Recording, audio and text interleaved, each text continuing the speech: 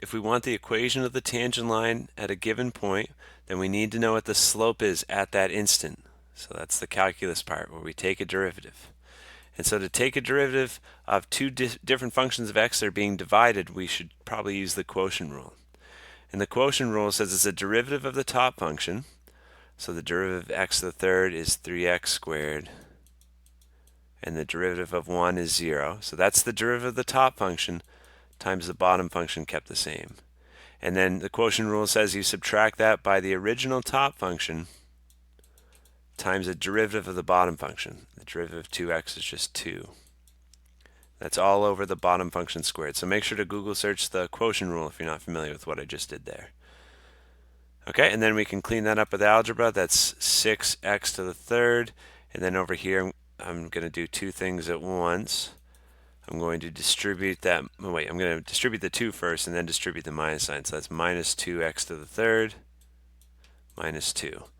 All over 2 squared is 4, and then we got x squared.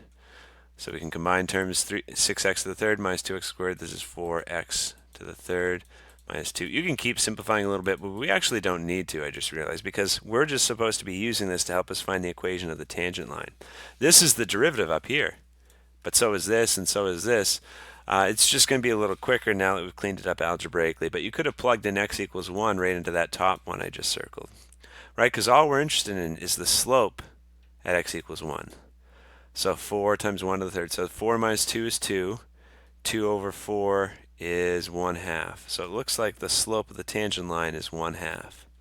And look, if you're constructing an equation for a line, it's y equals mx plus b, right?